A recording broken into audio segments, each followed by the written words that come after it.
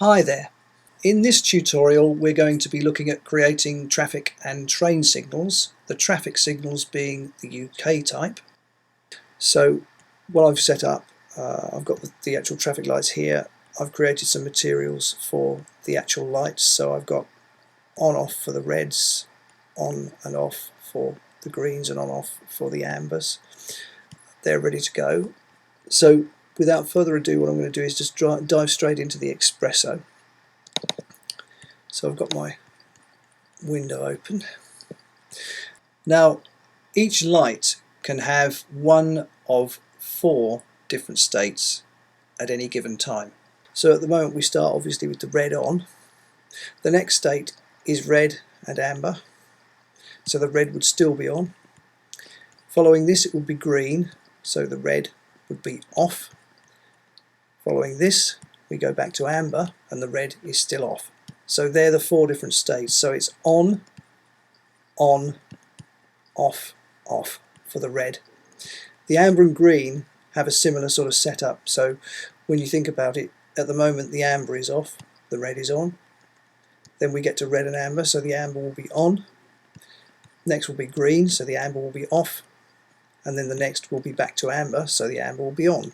With the green, it's currently off. Its next state is going to be off because we're at red and amber. It will then be on, and it will then be off because we'll go back to amber. So they're the 4 different states for each of the lights.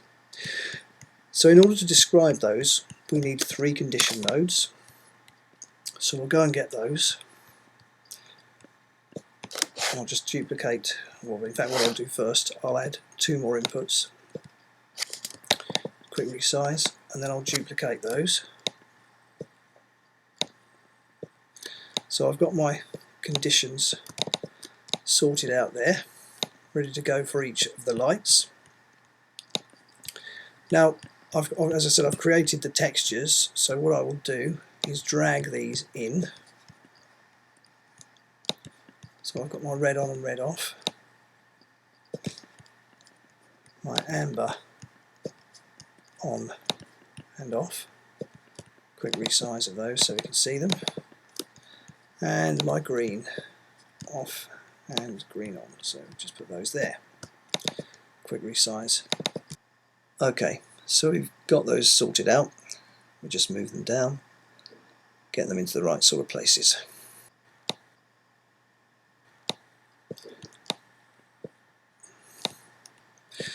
So these obviously need to pass through the condition nodes in the correct way. So if we start by setting up our reds, what we'll do, these need object ports. So we'll set them up with object ports.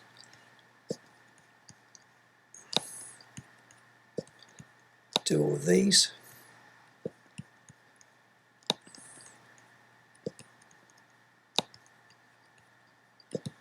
And the last one. So as we said, our first condition for our red is on, so we'll put that into there. Well, actually it helps if we set the condition nodes up correctly, so let's just go into those and set them up with the correct data type, and they're going to be material. So if we set that one in there now, we're okay. So our first condition for our red we said was on. Second one will also be on, and then finally it will be off and off. Do the same here with our conditions. I'll just take both of those and set them up correctly so they're both with material. So for our amber, our first condition is going to be off. Our second condition on. Our third condition, because the green will be active, will be off, and our fourth condition will be on. With the green, it's going to be off for the first 2 conditions, on for the third condition, and then once again it will be off for its 4th condition. So these are the correct settings for the 3 lights. For our 3 lights there. Okay, so we've done that. Finally, we'll set up the last stage. What we need to do is grab in the texture tags here, pull those in. So we've got one for the green, one for the amber, and one for the red. And then we need to pass our materials to them. So we need to come down to the tag properties, material, and pass that over.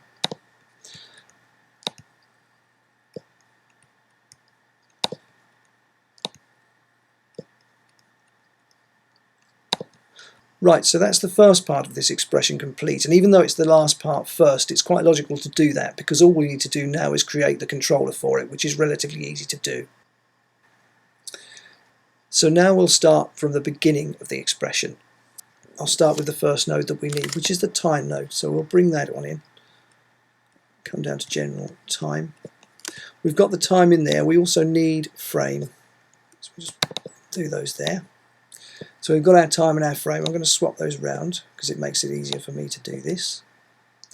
The next thing I'm going to need is a math modulo.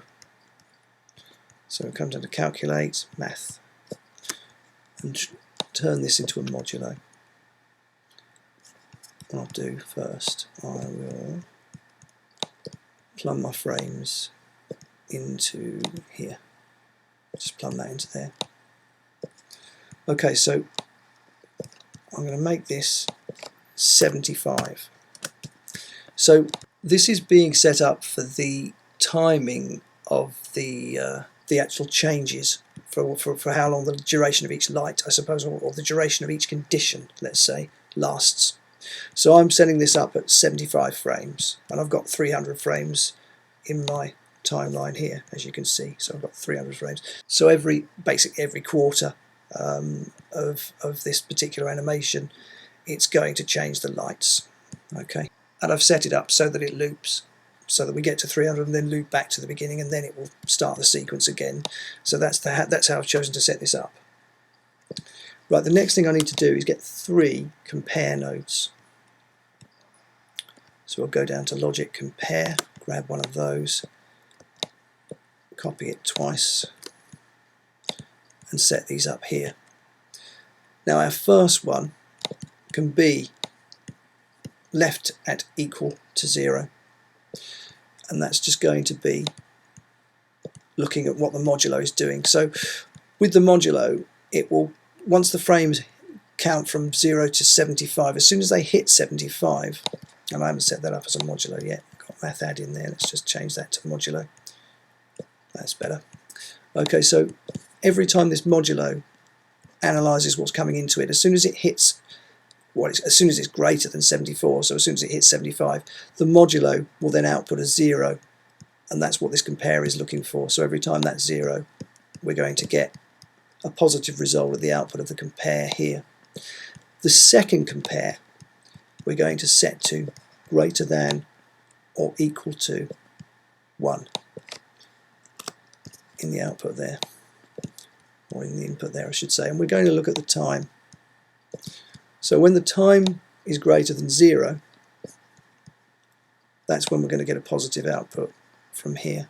Okay, and finally I'm also going to use the time in this one, and again I'm going to leave that at equal to 0. I don't need to do anything with that, and you'll see why in a minute. The next thing I need is a boolean, or a bool, and we're going to put that in there.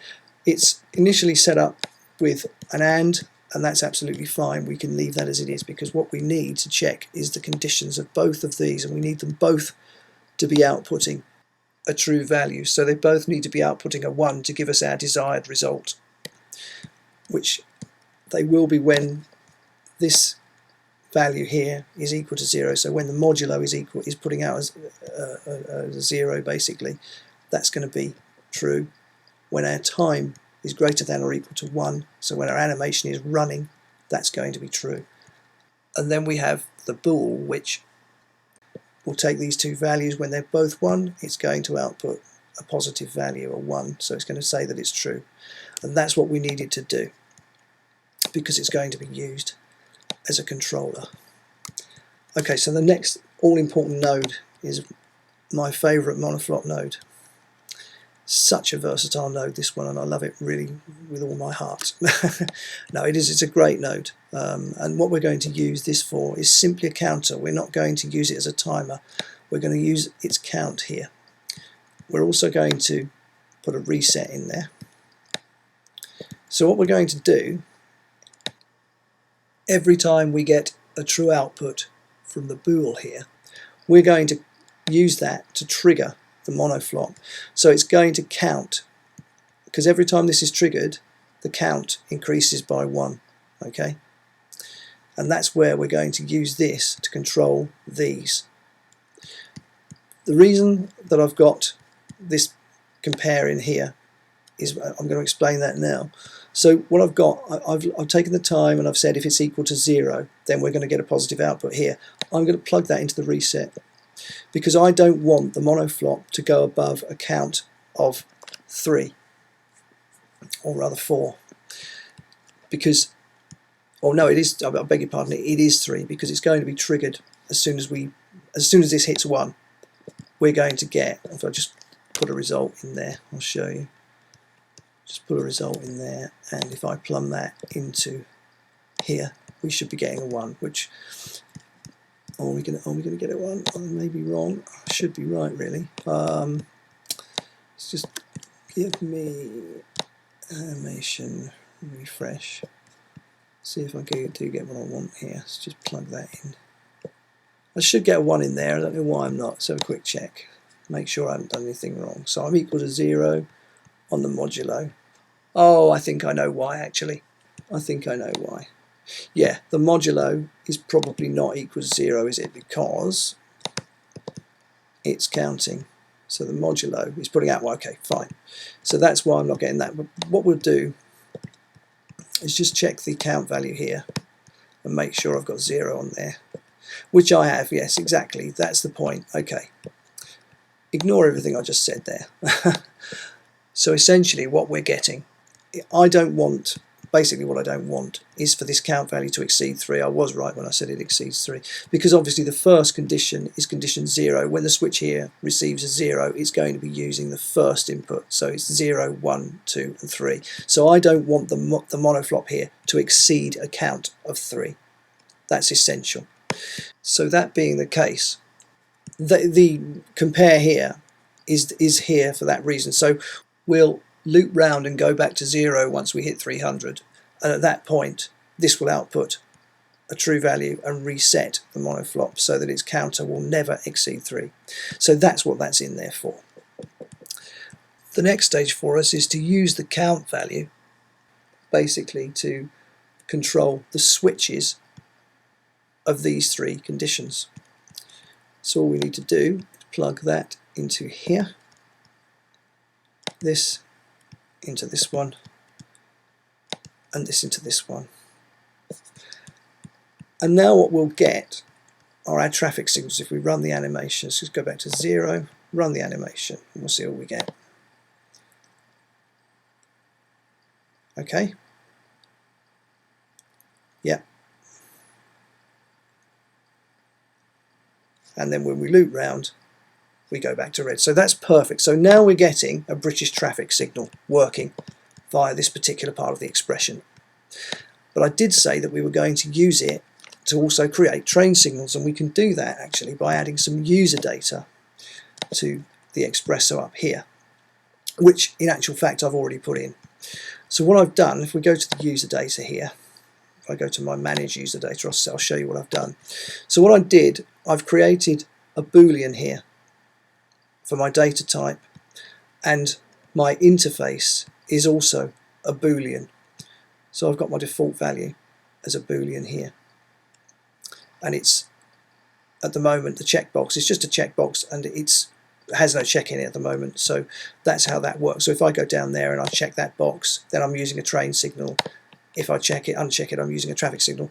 Obviously the next thing we need to do is actually get this plumbed into the expression here and get it all running. So what we'll do is grab a hold of the Expresso here and drag that in, come down to user data here, traffic and train.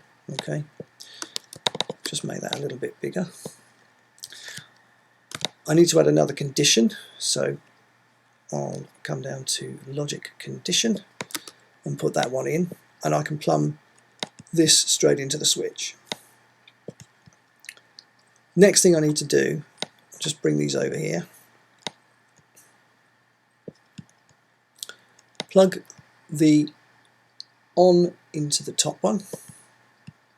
Let's get that to go there. Oh, before that, I need to set my condition up with material. Keep forgetting to do that. Okay, plug that into there. Plug the red off into the bottom one. And now we need to set this up in such a way that it actually works. And all we need to do, we need to remove this condition here. So we know that the red with the train signal and the traffic signal will always be the first condition. We know that. Now, the second condition is the variable. This is where we have to choose between traffic and train signals. We normally have red and amber for a train signal, or rather a British traffic signal.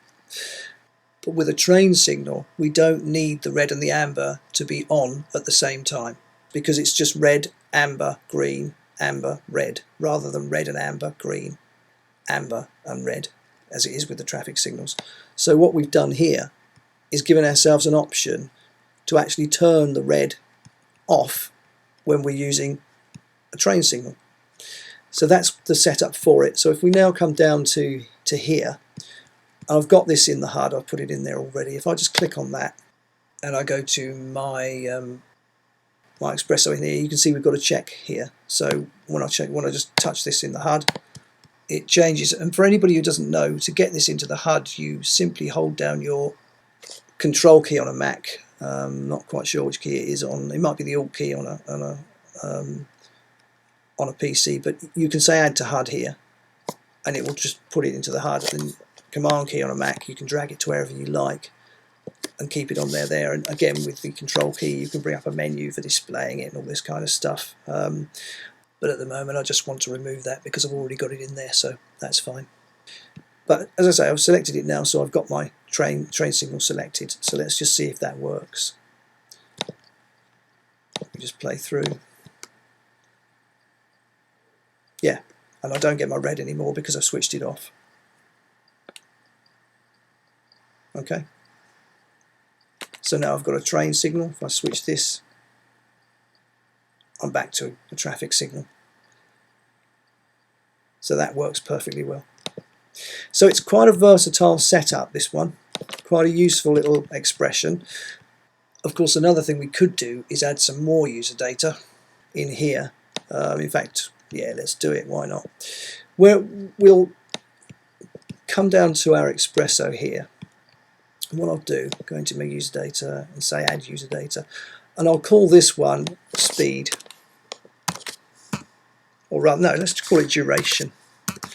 Duration's perhaps a better word because that's what I'm actually going to be controlling here. Right, so we'll use a float, and we'll use a float slider for the interface here. Units I'm going to use real, and I'm going to use a step of 5. Probably, yeah, I'm going to go to a maximum of 75 because that doesn't make any sense to go any other way. So just go to 75 there. Okay, so I should now be able to slide and max. I might as well max those out and do that. If I just, yeah, that's fine. And it goes up to 75. Yeah, that's great. So that's my user data. What I'm going to do now is get a hold of that and do my thing with the HUD, so add to HUD, drag this up with the other one over there for now, and then here come down to user data, duration, and what I will do is plumb that into the modulo here, and I'm getting something a bit weird because it's on 0. So what I need to do is make it 5, and that will stop that from happening. So when you do this yourself, always start with 5 or whatever, because if you start with 0, you're creating a division by 0 error. Okay. So obviously these are going to change at ridiculous speed now, but you can now control the timing of the duration. So if you want them faster or slower, you've got a speed control in there now. I mean, I had it set to 75, which is probably quite a good speed, but there may be situations where you might want it slower than that even, or you might just want to speed it up. There looks to be a glitch there. Let's just see if there's a glitch. It might have caused a glitch. I don't know whether it has or not. Let's have a look. Let's just see what it does when it goes back to 0. Is there a glitch there? No, there isn't. Okay, that's fine. Yep, that's working good. And we can just see what it works. See how it works with the train signals. Should be fine. Shouldn't make any difference. Yep, beautiful. So there you go. Got a speed control, and you can switch between traffic and train signals. Of course, you will get a glitch when the animation loops if the length of your animation doesn't divide evenly by the value of the duration. So you may need to adjust the length of your animation just to make sure that that glitching isn't there. I mean, at the moment I've got 300 frames, which divides perfectly well by 4 and giving me 75 frames. So every quarter of the animation I get a light change, and that works fine with the loop. So, but bear that in mind when you do this yourself, because you may need to make an adjustment. Okay, so that just about brings us to the end of this tutorial. So all that remains to be said is that I hope you've enjoyed this one as much as I've thoroughly enjoyed creating it, and I'll see you very soon on the next one.